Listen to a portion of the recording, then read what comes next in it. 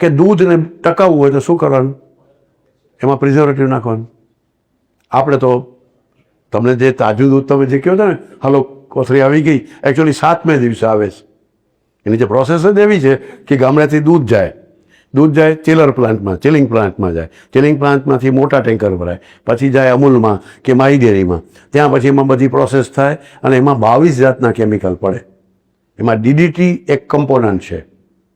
DDT એમાં જંતુ મારી નાખે ને, કે જંતુ વગરનું દૂધ દેવું છે લોકોને, હાઈ ક્લાસ હેલ્ધી દૂધ દેવું છે, એટલે ડીડીટી એટલે એ જંતુને મારનારો પદાર્થ. એમાં ડિટર્જન્ટ પડે, સફેદ જોઈએ, દૂધ કી સફેદી ફલાણા સે આએ, એ અંદર હોય, નાખવું જ પડે તો જ એક સરખું થાય. ટોન્ડ કરવું છે એટલે એમાં બીજું કેમિકલ નાખવું તો એક સરખું. નહીં તો આપણો દૂધવાળો આવે તો એ કોક દી પતલું હોય, કોક દી જાડું હોય, કોક દી પીળું હોય, કોક દી તો એ એક સરખું આવે ડેરીનું, ને તમને ખુશ કરી દે કે અમારું દૂધ તમને એક સરખું આવશે. પણ એક સરખું કરવા માટે એને ઇમલ્સિફિકેશન કરવું પડે. ઇમલ્સિફિકેશનમાં ખાસ કેમિકલ નાખવું પડે તો એ એક સરખું આવે, એક સરખો કલર, એક સરખી કન્સિસ્ટન્સી, એક સરખી ઘનતા, એ બધું આવે. 22 કેમિકલ નાખે, પછી એને પાઉચમાં ભરે, પ્લાસ્ટિકમાં. એ પાઉચમાં ભરાય, પછી જાય બહારે અને તમારા ઘર સુધી પહોંચે, પાછું ધોળકા થઈને, આમ બગોદરા થઈ, લીંબડી, ચોટીલા થઈને પહોંચે. એ 7મે દિવસે આવે. 15 રૂપિયાનું દૂધ આ બધા પ્રોસેસના કારણે, સમયના કારણે, પ્રિઝર્વેટિવ નાખવાના કારણે 35 રૂપિયાનું, કેટલી કોથળી કેટલાની આવે છે? 500 ml, 32 કે 35. તો એ એકચ્યુઅલી 15 રૂપિયાની કિંમત છે. જો તમારા ઘર પાસે હોય એમાં એનાથી જેટલી કિંમત છે એનાથી વધારે પ્રોસેસમાં ખર્ચો થાય, અને પાછું તમને 7મે દિવસે મળે, અને બગડે નહીં એટલે પ્રિઝર્વેટિવ નાખવું પડે, સોડિયમ બેન્ઝોઇક. તો 22 કેમિકલ તમે નાખવાના, તમારે શું કામ નાખવાના? તેલની વાત તો કરીશ જ તમને હું. અડધા તો એ જ બધા કેમિકલ તેલમાં પડે છે. આ તો દૂધ એકદમ ઘરે આવતી રોજની વસ્તુમાં પણ તમને કાંઈ જ ખબર નથી કે કેમ આવે છે, અને તોય થપ્પો એનો લાગે, ISIનો થપ્પો લાગે, એનો ફૂડ સેફ્ટી અને સિક્યોરિટીનો. કોણ નક્કી કરશે આ બધું? તમારે નાગરિકે નક્કી નહીં કરવાનું, જેણે ખાવું છે એણે, જે પૈસા આપે છે એણે. એક તમને જરા જુદી વાત કરું. દાહોદના સંસદ સભ્ય, આપણા ગુજરાતના, હમણાંની ઘટના છે. દાહોદના સંસદ સભ્યને કોઈકે કમ્પ્લેન કરી કે સાહેબ જુઓ તો આ દૂધમાં જે છે ને લખ્યું છે 500 ml, મને લાગતું નથી.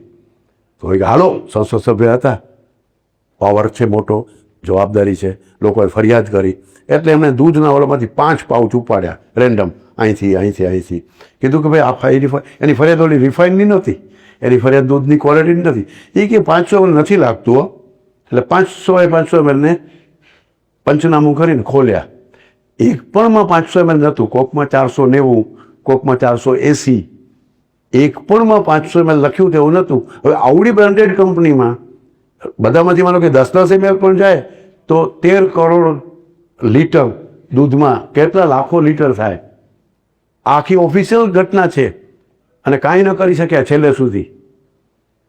એટલે તમને તો કે હું ધારાસભ્ય થઈ જઈશ ને પછી બધા રસ્તા જાણી સાહેબ કહે છે હું કાઢી દઈશ.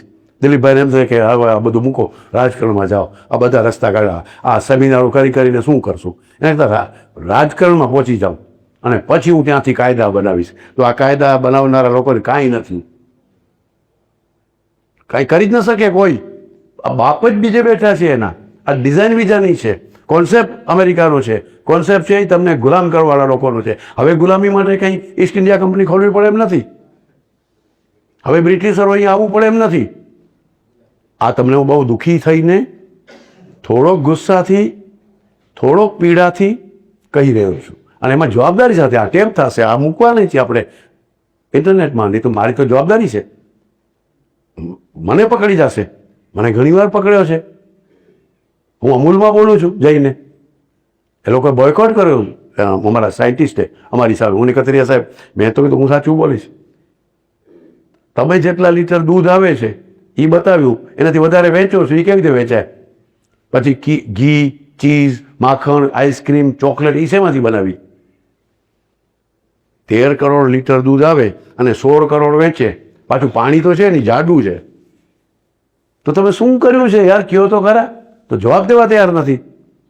તો તમે નાગરિક તરીકે તમે શું કરી શકો? તો કમસે કમ અહીંયા ક્યાંક સાંભળો, સમજો, કોઈ 2 લોકો પણ એમાં કંઈક રસ્તો કાઢશે અને રસ્તા બતાવશું. તો દૂધ કયું પીવું, તેલ કયું લેવું, ક્યાંથી લેવું, છે આપણી પાસે ઓપ્શન. વાત કરીએ. આપણા બાપ દાદાની વાત નથી સાંભળી, આપણે આપણી પરંપરાની વાત નથી સાંભળી, આપણે આયુર્વેદમાં રસ નથી, આપણે આપણા પોતાના શરીરમાં જ રસ નથી, આપણે હેલ્ધી રહેવામાં જ રસ નથી. આપણે ખબર છે કે આ વિદ્યાનગર નહીં તો બીજું પછી ખોલશે, બીજે ક્યાંય જશું, ફોન કરશું, 108ને બોલાવશું, પણ સાચું નથી ખાવું, સારું નથી ખાવું, ગોયરું નક્કી જ કરી બેઠા છીએ. પણ તોય મેં નક્કી કર્યું છે અને તમે નક્કી કર્યું છે, તો આપણે એને સાંભળીએ.